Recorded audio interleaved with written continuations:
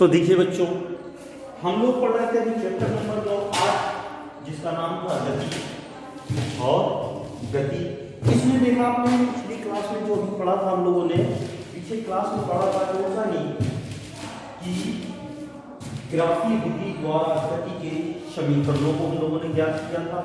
अब गति के समीकरणों की सहायता से किसी वस्तु में यदि वेग, दूरी, समय, त्वरण इनमें से अगर कोई राशियां दी हुई होंगी तो उन राशियों में से किसी एक अननोन राशि को, इनमें से कुछ एक राशि नहीं दी होती है, उस राशि को ज्ञात करना होता है। तो इन समीकरणों की सहायता से ज्ञात कर लेते हैं। तो ठीक है, तो उसमें हमने पढ़ा था कि वृत्ताकार पथ में गति करती हुई वस्तु, वृत्ताकार पथ में गति करती हुई वस्तु यानी कि कोई वस्तु अगर इसके गति कर रही है तो उसकी सहायता से हम क्या कर सकते हैं, उन राशियों को ज्ञात कर लेते हैं। तो देखिए हम एक उदाहरण ले लेते हैं कि जैसे मान लीजिए कि कोई वस्तु से कैसे ज्ञात करते हैं। तो देखिए एक रेलगाड़ी विरामावस्था से चलना प्रारंभ करती है, और तो देखिए इसमें एक क्वेश्चन ले लेते हैं। सबसे पहले हम कौन की एक क्वेश्चन ले लेते हैं, उसी से जुड़ा हुआ, किसके, गति के समीकरणों से जुड़ा हुआ एक क्वेश्चन लेते हैं। तो देखिए क्वेश्चन क्या है कि एक रेलगाड़ी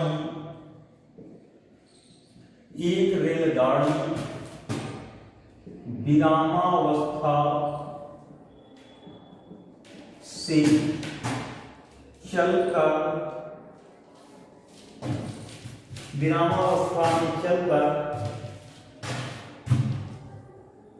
5 मिनट में 72 किलोमीटर प्रति घंटा का वेग प्राप्त कर लेती है।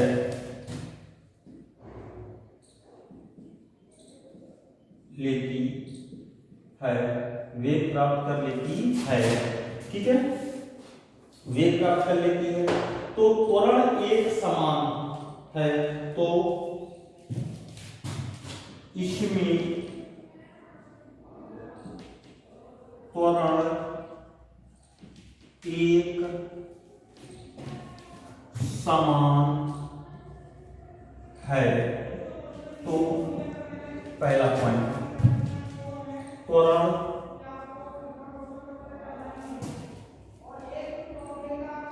पहला पॉइंट लिखेंगे त्वरण, और दूसरा इस वेग को प्राप्त करने में रेलगाड़ी द्वारा तय की गई दूरी। दूसरा पॉइंट है इस वेग को प्राप्त करने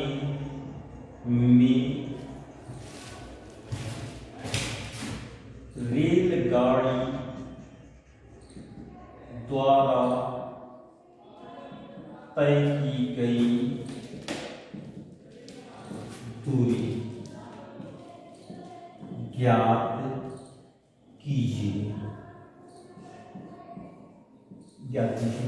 तो देखिए इसमें समय दिया हुआ है, प्रारंभिक वेग, अंतिम वेग दिया है। प्रारंभिक वेग विरामावस्था यानी कि 0 दिया हुआ है, अंतिम वेग दिया हुआ है, समय दिया है, त्वरण का मान ज्ञात करना है और दूरी का मान ज्ञात करना है। तो देखिए अब यहाँ पर ये क्वेश्चन था, उसके बाद इसका सॉल्यूशन करते हैं। सॉल्यूशन यानी इसे हल करते हैं, ठीक है। तो हल करने के लिए प्रारंभिक वेग u बराबर कितना दिया है, 0, समय यहाँ पर चाहते हैं हिंदी में लिख सकते हैं, प्रारंभिक वेग u बराबर 0, समय t बराबर दिया है आपका 5 मिनट। 5 मिनट को सेकेंड में बदल दीजिए, 1 मिनट बराबर 60 सेकंड के होते हैं। ठीक है, तो 60 का गुणा कर दीजिए इसमें तो समय, तो यहाँ पर लिख देता हूँ स्मॉल टी बराबर आ जाएगा 5 गुणा 60 बराबर 300 सेकंड। 300 सेकंड आ गया, ठीक है। अब अंतिम वेग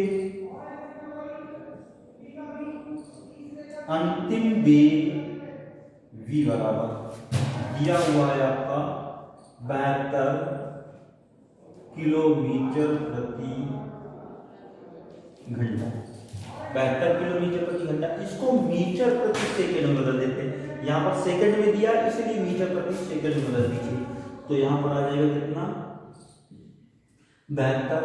तो 1 किलोमीटर बराबर आपका कितना होता है 1000 मीटर के होते हैं। तो यहाँ पर लिख देते हैं सबसे पहले 1 किलोमीटर बराबर 1000 मीटर और 1 घंटे बराबर 60 मिनट और 1 मिनट में 60 सेकंड होते हैं। तो यहाँ पर आ जाएगा 60 गुणा 60 सेकंड से 60 गुणा 60 सेकंड दिया गया 60 गुणा 60 सेकंड। तब देखिए इसका मान कितना आ जाएगा, तो 1 घंटे बराबर कितने मिनट के हो जाएंगे, ये कितने सेकंड के हो जाएंगे 1 घंटे बराबर 3600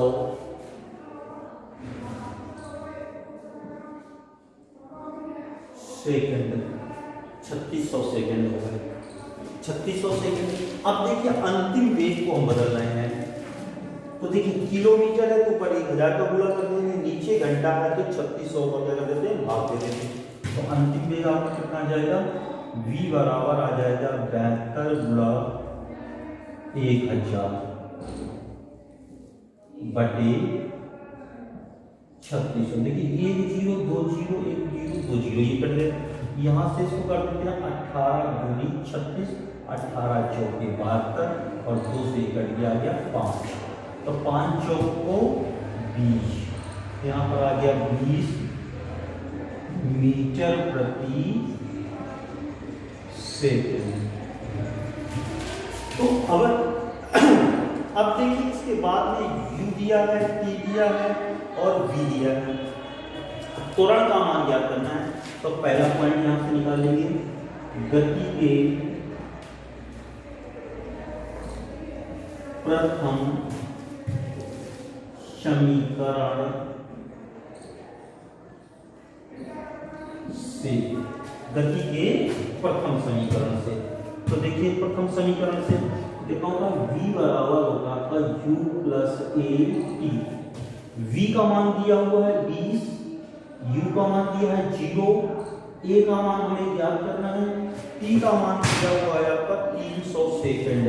यहाँ पर रख देंगे 300। तो देखिए कितना आ जाएगा 20 बराबर आपका आ गया 301।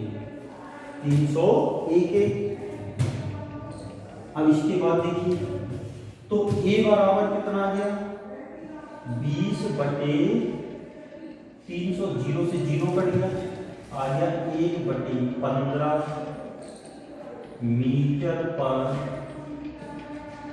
Second square. अब यहाँ पर चाहें तो आप 15 का भाग दे दीजिए, किसमें 1 में 15 का भाग दे दीजिए तो पॉइंट में आ जाएगा, और इतना ही इसके छोड़ देते हैं तो आंसर सही है।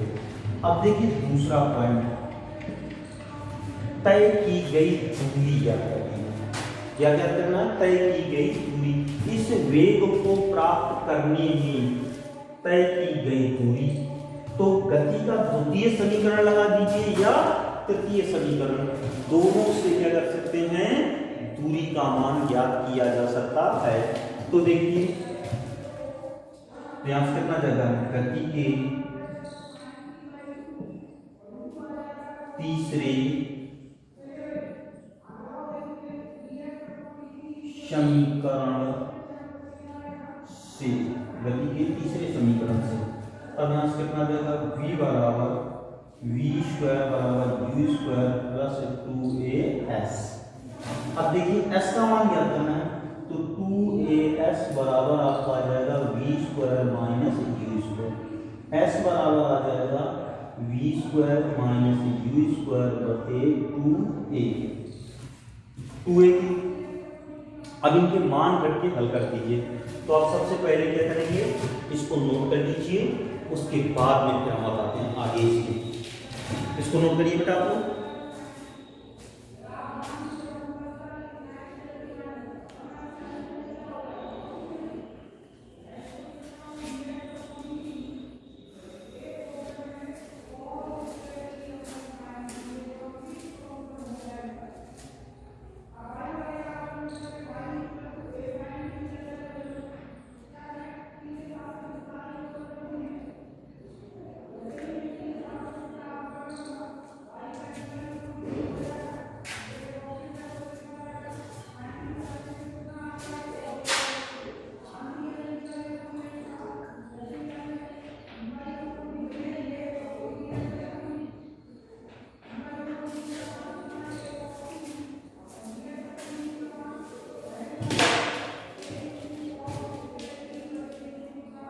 नोट कर लिया होगा बेटा, इसके आगे देखिए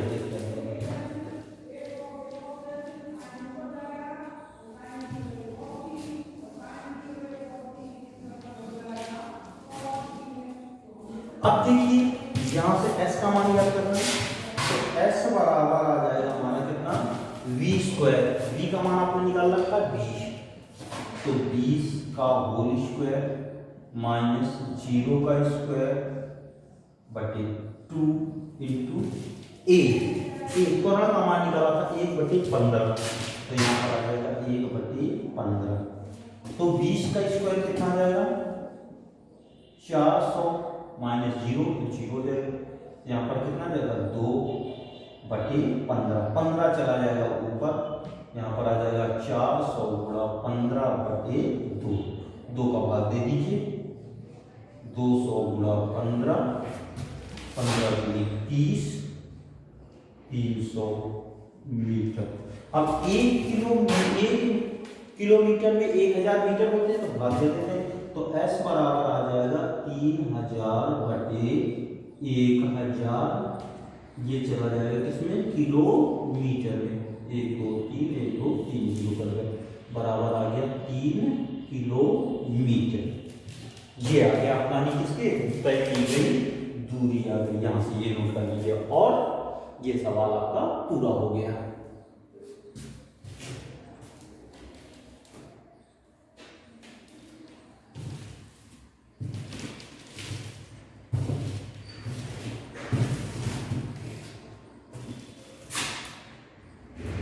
नोट कर लीजिए बेटा।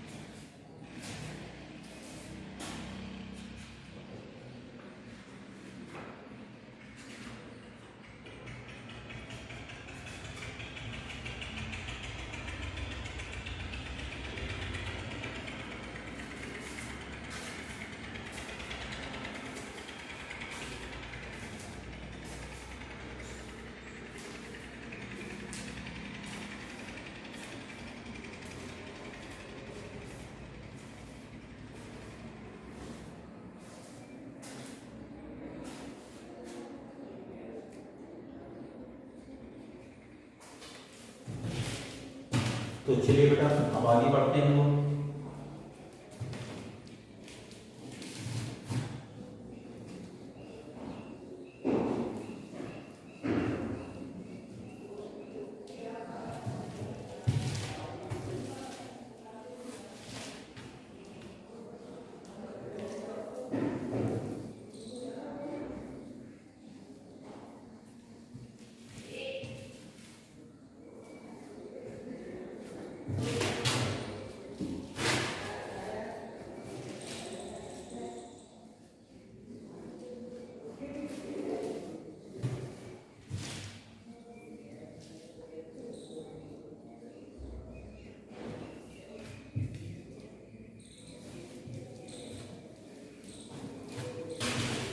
अब देखिए हम लोग पढ़ते हैं इसके बाद में ही टॉपिक है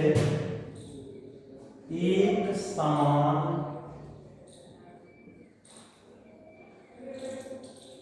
वृत्तीय गति। एक समान वृत्तीय गति, ये है टॉपिक हमारा, वृत्तीय गति। ठीक, देखिए जब कोई वस्तु में वेग परिवर्तन होता है तो हम कहते हैं कि वह वस्तु त्वरित होती है, परंतु किसी वस्तु का वेग परिवर्तन हमारे इसके दो प्रकार से हो सकता है। एक तो वेग का परिमाण परिवर्तित हो तो वेग परिवर्तित हो जाएगा, या फिर वस्तु के गति की दिशा परिवर्तित होती है तो वस्तु का वेग परिवर्तित हो जाता है। तो दोनों ही कारणों से तो किसी वस्तु का वेग क्या होता है, परिवर्तित होता है। तो देखिए सबसे पहले कुछ उदाहरण जान लेते हैं कि किसके कारण होता है। जैसे मान लीजिए किसी बंद मार्ग पर क्या कहते हैं, एक वस्तु की गति, जैसे एक धावक ले लिया, एक धावक यानी कि दौड़ने वाला व्यक्ति धावक कहलाता है, जो दौड़ता होगा। ठीक है, अब मान लीजिए वो एक इसमें वृत्ता आयताकार पथ पर गति कर रहा है, इस प्रकार से गति कर रहा है आयताकार पथ पर, यानी इसका नाम ले लिया ए बी सी डी। तो यहाँ व्यक्ति है, यहाँ से व्यक्ति इधर दौड़ कर जाएगा बी, फिर ये दिशा तुरंत बदलता है और इस प्रकार से गति करता है, पहले इधर जा रहा है, फिर इधर और फिर इधर। तब देखिए इसकी दिशा जो है, इसके आयताकार पथ पर गति करते समय इसकी दिशा 4 बार परिवर्तित हुई है। जब 4 बार परिवर्तित है तो इसकी दिशाएं इसके वेग में परिवर्तन होता है।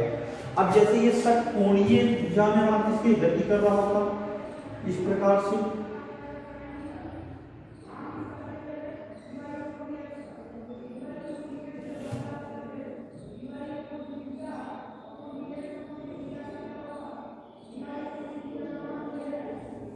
देखिए A B C D E F, तो ये गति कर रहा है। तो ये यहां से कितना हो रहा है, देखिए एक बार यहां 2 3 4 5 6, तो इसकी दिशा कितनी हो रही है, 6 बार परिवर्तित हो रही है। तो ये इस प्रकार से अगर षटकोणीय भुजा में दौड़ रहा है, इस प्रकार से मैदान में दौड़ता है तो इसकी भुजा, इसका वेग 6 बार परिवर्तित होगा। और यही अष्ट हमारा कौन सा, कोणीय होता पथ। अगर अष्टकोणीय पथ पर हमारा किसके, वृत्ताकार पथ पर गति कर रहा होता तो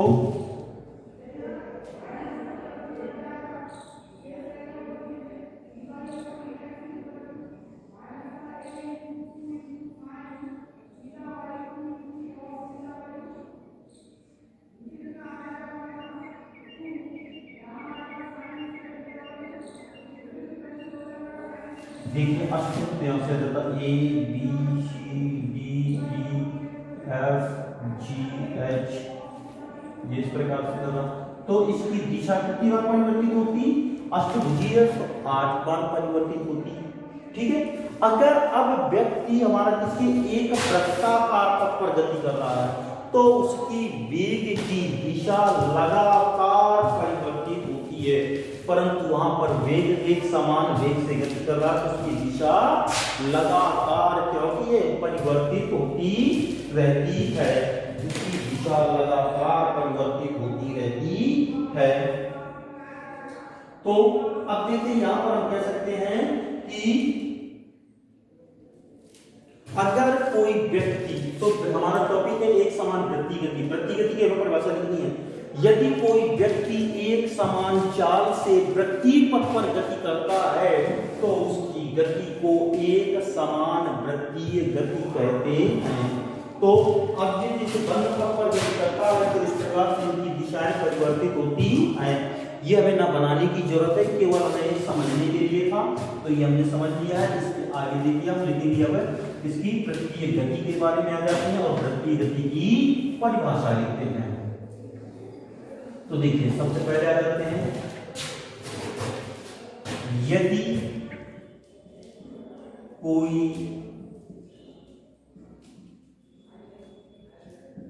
व्यक्ति या वस्तु एक समान चाल से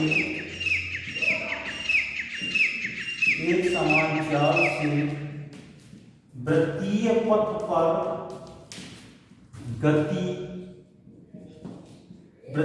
पर गति करता है तो उसकी गति को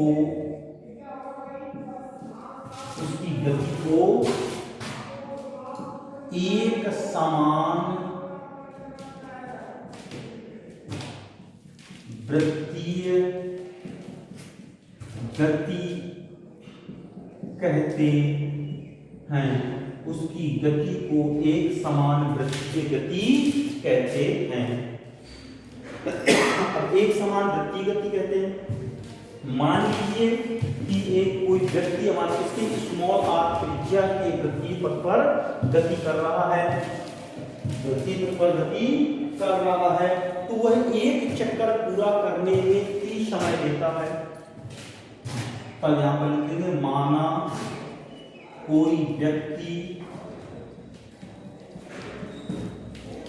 एक समान चाल से स्मॉल आर त्रिज्या के वृत्तीय पथ पर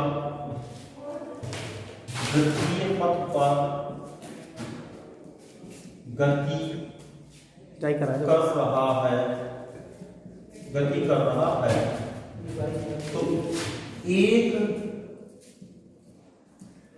चक्कर पूरा करने में लगा एक चक्कर पूरा करने में लगा समय स्मॉल टी है, तथा एक चक्कर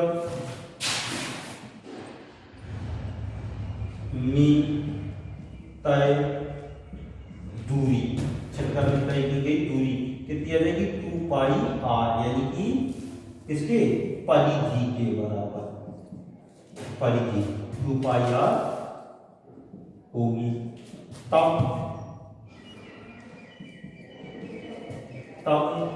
व्यक्ति का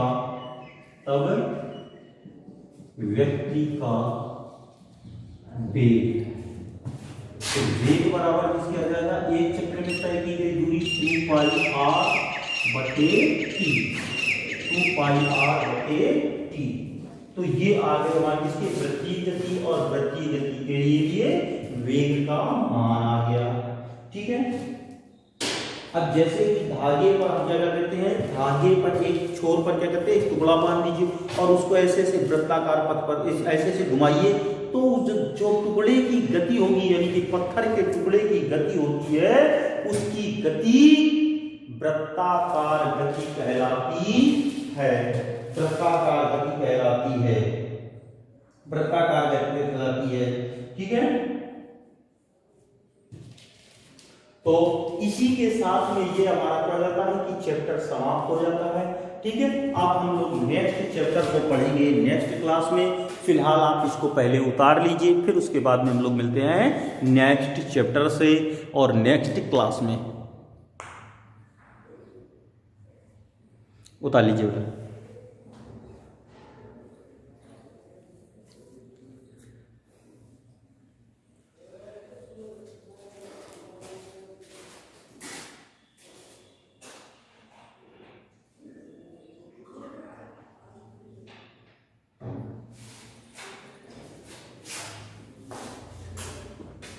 उतार